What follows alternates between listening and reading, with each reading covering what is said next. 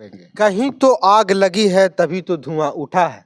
बताया जा रहा था कि हमको औकात नहीं था इसलिए हमको दिल्ली में नहीं दिया गया, औकात नहीं था इसलिए हमको झारखंड में नहीं दिया गया, बिहार में हम अपनी औकात दिखाएंगे। तो क्या ये औकात अलग होकर के दिखाएंगे या फिर एनडीए के साथ रह के दिखाएंगे? क्योंकि हर एक मीडिया चैनल पे कहीं न कहीं इसको नेगेटिव तौर दिया जा रहा है। का सिर्फ यही कहना है कि जब हमारे पास मतदाता है, वोटर्स है, सब चीज़ है, सब जनमानस है, उनका समर्थन भी हमको प्राप्त है, तो भाजपा को इसका लाभ लेना चाहिए। साथियों नमस्कार। हालिया में एक बयान आया है कि जीतन राम मांझी जी पहले 40 सीट के मांग किए, फिर 20 सीट के मांग किए और मुंगेर में एक ऐसा बयान दे दिए हैं कि सोशल मीडिया पे वायरल हुआ।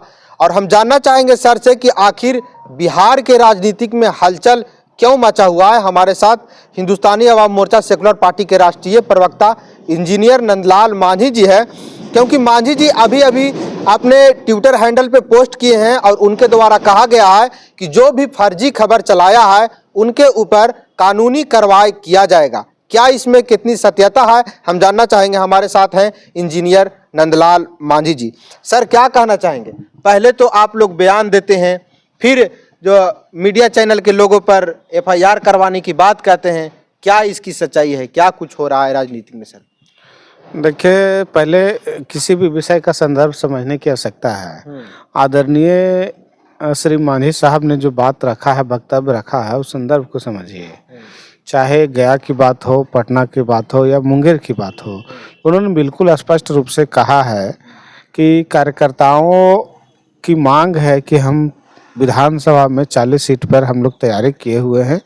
कार्यकर्ताओं की एक मांग है कि 40 सीट पर हम लोग बिहार में चुनाव लड़े। लेकिन मेरी अनुशंसा है कि चलिए 40 नहीं तो कम से कम 20 सीट तो हम लोग को मिलनी चाहिए। और इसी पर कार्यकर्ताओं की बात उन्होंने रखा है। और हिंदुस्तानी अवाम मोर्चा जो पार्टी है, एक लोकतांत्रिक पार्टी है।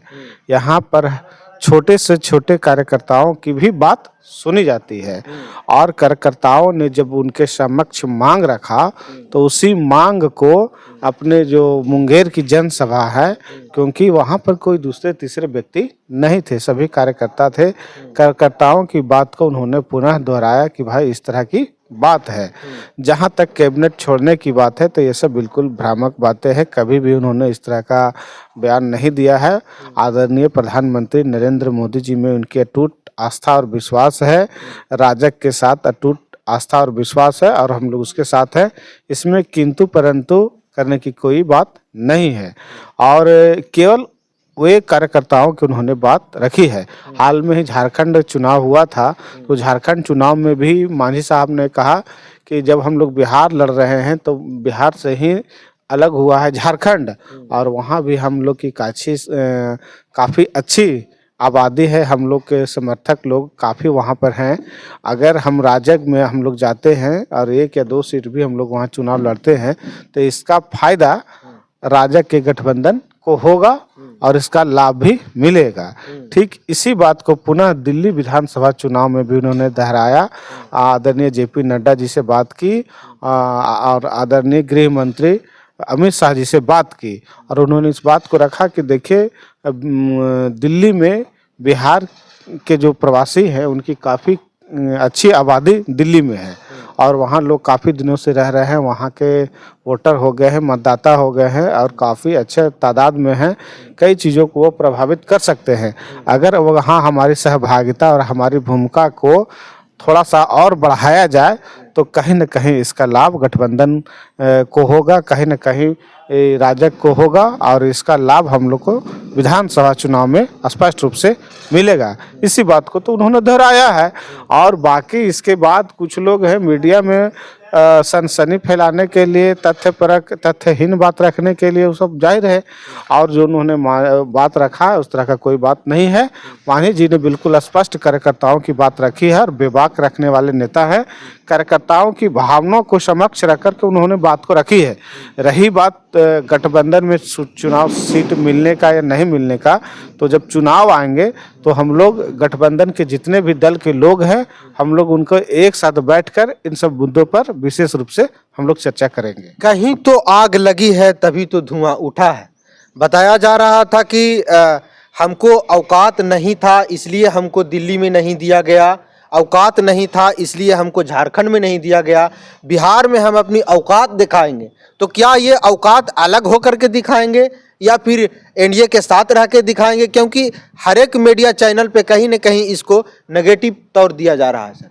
देखिए, हम तो बिल्कुल स्पष्ट रूप से अभी भी कहना चाहते हैं कि मांझी जी बहुत बेबाक नेता हैं और समाज के सबसे अंतिम पायदान पर रहने वाले लोगों का नेतृत्व वो करते हैं। समाज में हो रहे उथल पुथल या समाज में हो रहे बदलाव को बहुत अच्छी तरीके से जानते हैं। राजनीति में लगभग 40 साल से अधिक है, तो उनको राजनीतिक अनुभव भी है, इसमें कोई शक नहीं है। कहाँ क्या रखना है, नहीं रखना है, कौन सी बात कहनी है, वो भी बहुत अच्छी तरीके से जानते हैं।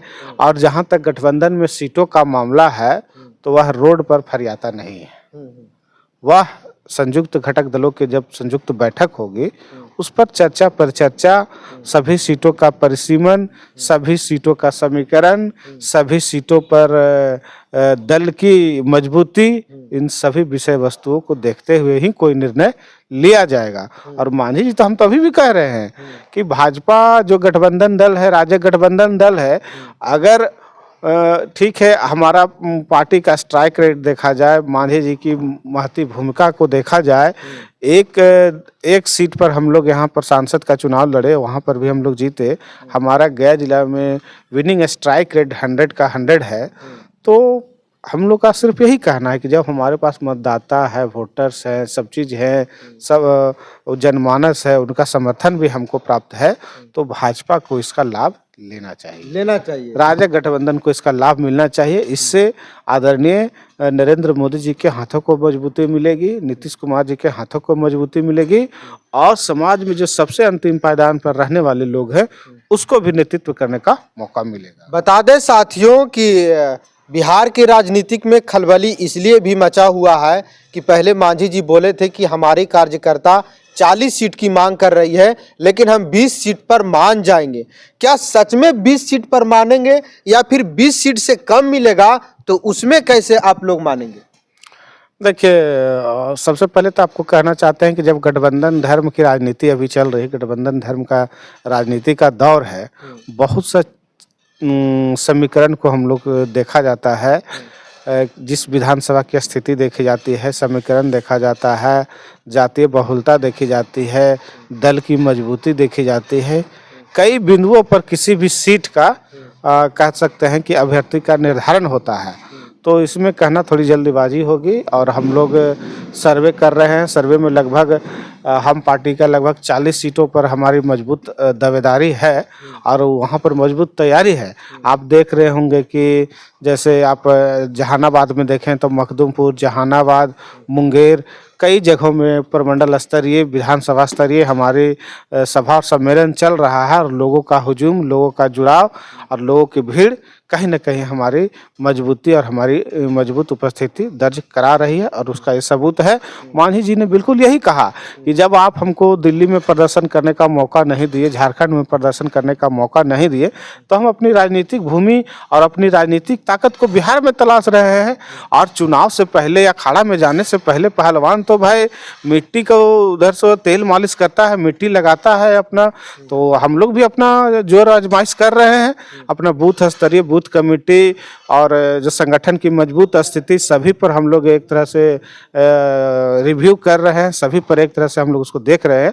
और चुनाव के पूर्व हम लोग अपना जो है चाक चौबंद कर लेना चाहते हैं। हर हाल में हम लोग नीतीश जी के साथ हैं, आदरणीय प्रधानमंत्री नरेंद्र मोदी जी के साथ हैं।